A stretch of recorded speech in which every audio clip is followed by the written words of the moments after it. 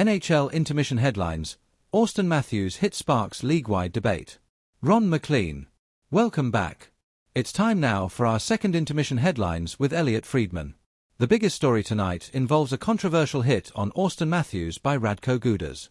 It sent shockwaves through Toronto and across the NHL.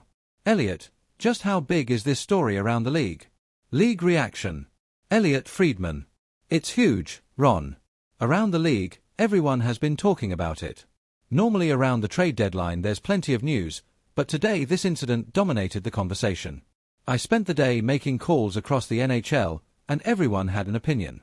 People wanted to know what I'd heard and what others were saying as well. Matthews injury update. Right now, the Toronto Maple Leafs and Matthews are hopeful that surgery won't be necessary. However, they likely won't know for another week or two.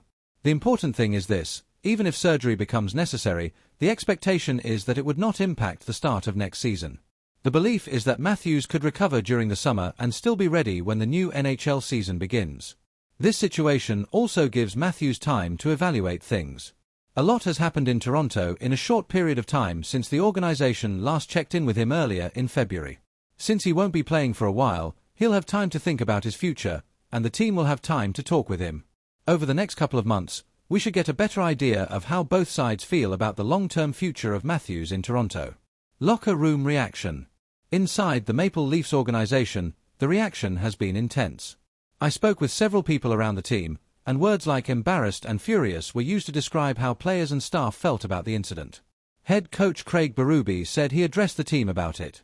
You could see the response in how the players came out in the third period against the Anaheim Ducks and again tonight. Players on the ice said they initially realized Matthews had been tripped but didn't understand how serious the situation was. Defenseman Morgan Rielly publicly said he felt terrible about what happened.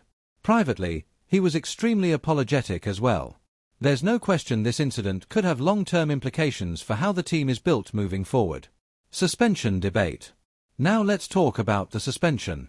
The NHL ultimately handed Radko Gudas a 5-game suspension, but that number sparked debate. Toronto GM Brad Treliving contacted the league and argued strongly for a harsher penalty. His argument was simple. Matthews is the team captain and best player. The play was dangerous. Imagine if it had happened during a playoff race and cost them critical games. The Maple Leafs also referenced previous suspensions involving players like Jason Spezza and others. On the other side, the Ducks defended Gudas. They pointed out that he has not been suspended in 7 years. The National Hockey League Players Association also weighed in, presenting data on similar kneeing incidents over the last 15 years. Most suspensions for those plays have been 1 or 2 games, with only a few reaching 4 games or more.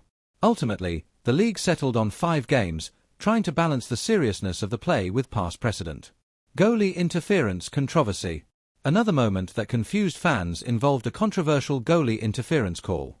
In a February 28 play, a goal was initially allowed before being overturned on review because Igor Shesterkin was ruled unable to move across the crease.